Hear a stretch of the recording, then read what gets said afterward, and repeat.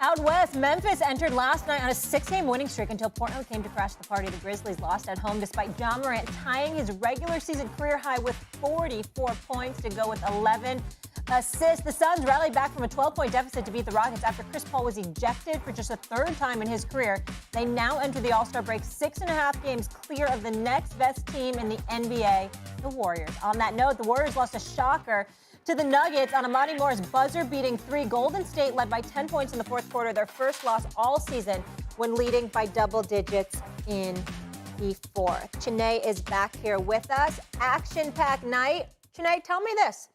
Who would you say right now is the scariest team in the West? The scariest team in the West right now, Molly? The Memphis Grizzlies. And I know that might sound like a shock to some people, but we already know who the Warriors are, especially when they get Draymond Green back. Yep. We already know that the Phoenix Suns, their run to the finals last year was no fluke.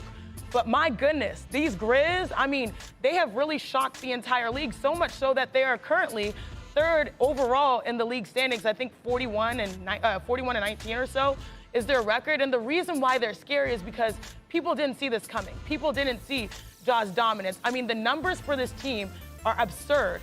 They lead the league in overall rebounding, in offensive rebounding, in steals, and I believe are close in blocks. And then when you talk about the individual performance of Ja Morant, I mean, how do you guard this man? This guy leads the league in points per game in the paint at 6'3". 6'3". The next best guy at points in the paint, for context, is Giannis Antetokounmpo, who's giving you 15. Ja's giving you 16 points in the paint so far this year, which is wild at 6'3". And then you think about what he's doing also in the open court. He's right behind LeBron James in fast break points per game. Scouting him is going to be a nightmare. Playing against this team that is top 10 in both offensive and defensive rating is going to be a nightmare. I know there are a lot of lethal teams out west with the Suns and the Warriors, but the reality is when you come to a playoff series, you don't know what you're getting besides a nightmare from Ja and company because they're hungry and they're out to make a name for themselves. I like that. I like the Memphis Grizzlies. I like what Ja stands for, but just their mentality, toughness, grittiness, and they want all the smoke. I love what the Memphis Grizzlies present, but for me, I think the Golden State Warriors, because I don't even think this basketball team has even got close to their ceiling. Klay is still trying to get back to what we're accustomed to seeing from him. You have Steph Curry. When Draymond Green comes back, that's a guy that can help a little bit more defensively, orchestrate the offense, point forward, run things, get things going. But then you have Jonathan Kuminga, a young cat that's coming along, and each month he's getting better and better.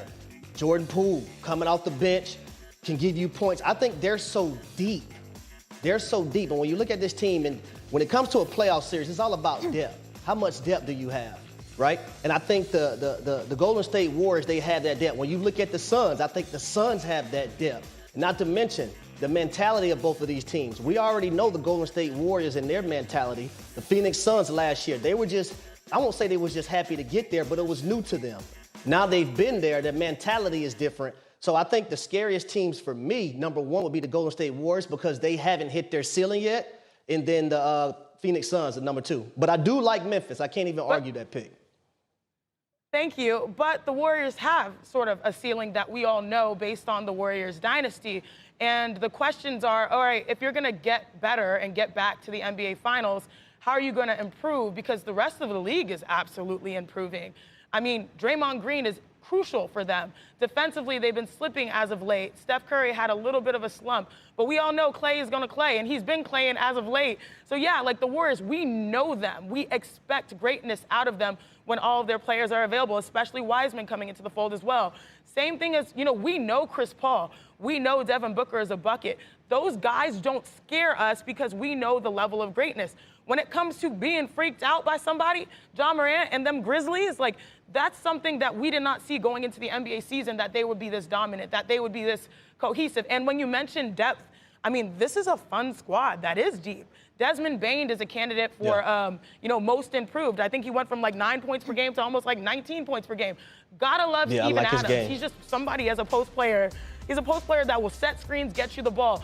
I'm a big fan of Jaren Jackson Jr. shooting threes, but also being long and lanky and getting blocks.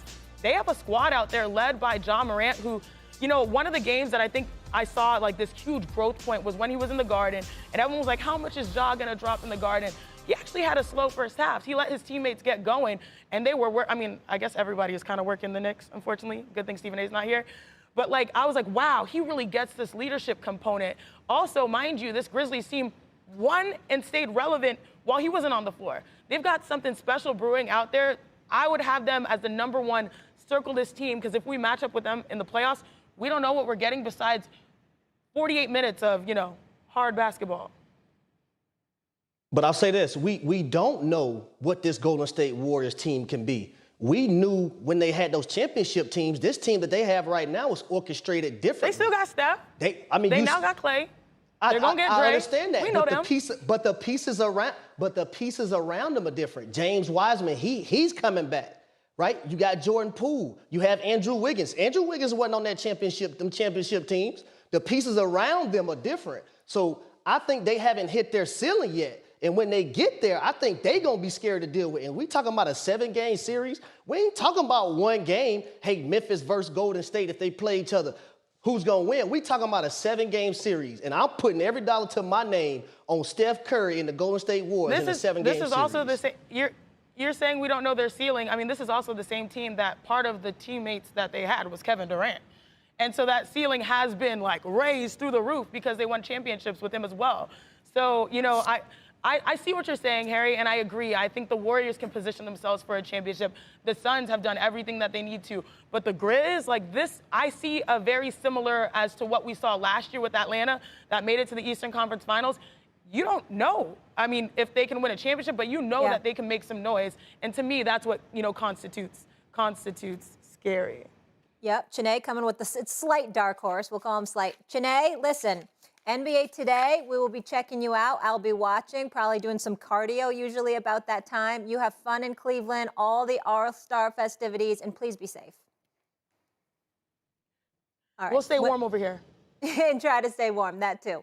And the New York Knicks Summit, NBA Wednesday. Let's go, man, let's go. That's good. It's a 27-point lead. Right now they're super physical. Let's be physical back. First lead of the night for the Nets. You've got to do something to get the ball out of Cam Thomas's hands. Puts it in! Cam Thomas from way downtown. One of the great comebacks in Nets history. You see how sad Spike Lee is? Just not right. For the third time this month, the Knicks led a game by at least 20 points. And for the third time, the Knicks lost. Wednesday, it was the Nets who came back from a 28-point deficit. It was the Knicks' largest blown lead in a game over the last 30 seasons. And some people are uncomfortable when a grown man cries, but I've been desensitized sitting next to Stephen A. all these years. And I have 4 words for you, saddened A. Smith.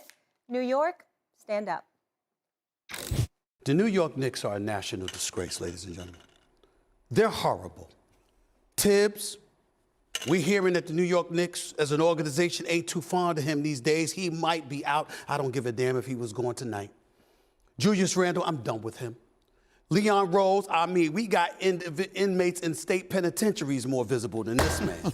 He's the president of basketball operations. We can't find this man. They are trash. Horrible.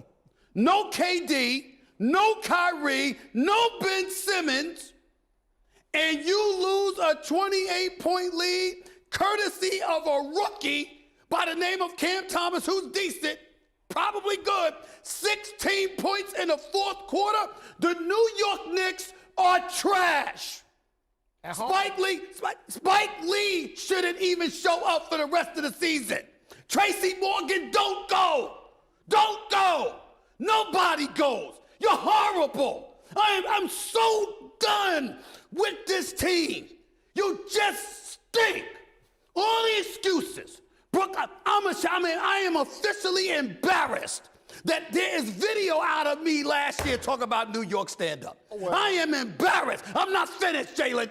This is a disgrace. I owe Jay Williams a Tom Ford suit. I owe Wilbon dinner, whatever restaurant he wants. God knows what pair of sneakers Jalen gonna come up with for me to buy. What the hell you want, Greedy? I ain't got a choice. It's just horrible. Horrible. I'm done. I wish Knicks fans boycott this team. I'm just sick of it. You lose to the Oklahoma City Thunder in double overtime. You giving up 20-point leads like it's going out of style. And then tonight, with KD and Ben Simmons in street clothes, doing number high-fiving cats. This team led